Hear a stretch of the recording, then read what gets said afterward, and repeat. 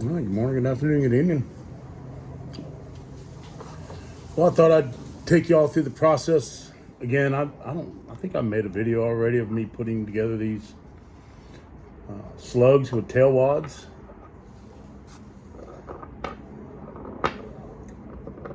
And so all the prep work has been done. All the holes have been drilled in the nitro cards and in the wax wads, and then there's pre-drilled holes in the end of the slug. And all of the devices that put them together.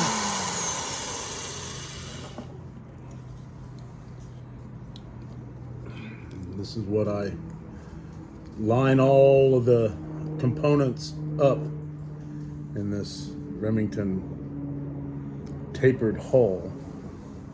So let's go through it real quick. Inside of here, if you can see it or not, there's a little bingo chip. That just kind of helps me push this assembly out after I get the screw in it. So slug goes in. Make sure it's down at the bottom.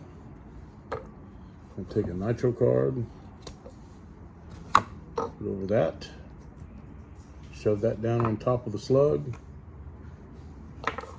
Take our wax, 3/8 wax fiber wad, push it down. Another nitro card, push it in. A number 4 wood screw by 3/4 inches long. Get that started in here.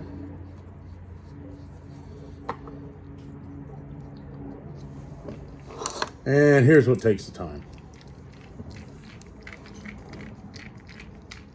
Screwing the screw into the whole assembly there. Now, I can only tighten it up so much until I can feel that the slug starting to spin inside the hole. And with that, I've just got a little pair of channel locks. Put some light pressure on the outside of it to hold that wad in place. And then it's more of a feel. I can't tell you what torque it is. I guess if I had a torque screwdriver, which I do as a matter of fact, it's for putting on mounting scopes and stuff. All right, so here's where this little extractor here, going to extract all the components out of here because it is tight. All this stuff is pretty tight in there.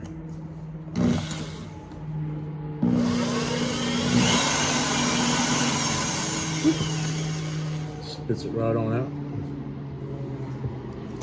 Check it, make sure it's tight. And then I'm just putting them in a little shell holder here until I decide I want to load these up.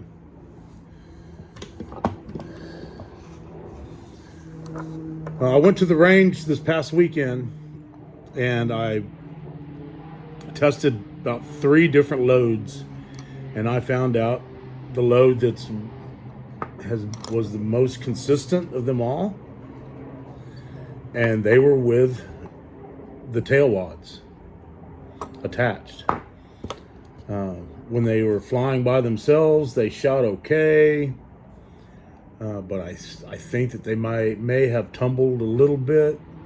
You know, it's hard to tell because I couldn't get out there and really look at the target up close.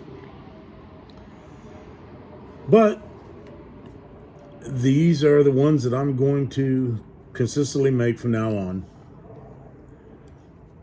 because they do shoot well. And I was shooting, I guess the best group I had was about 2.5 inches at 50 yards. And that's with a Romeo 7 red dot with a Fiocchi 3 by magnifier on it, and 61-year-old eyeballs and a oh my gosh, a horrible trigger. That's the one thing that shotgun doesn't have is a good trigger. If I was to guess, it was probably a 10-pound trigger.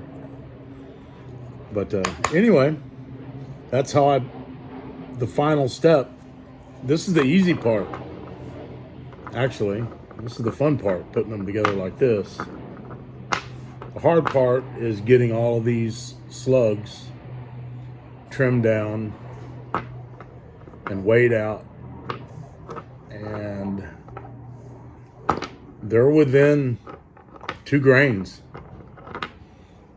of each other. So, I mean, that's, from what I understand, that's pretty much match grade ammunition.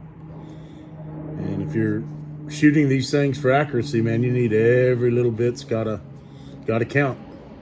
All right, that's it for tonight, guys. The Air Force Base is still training our future fighter pilots.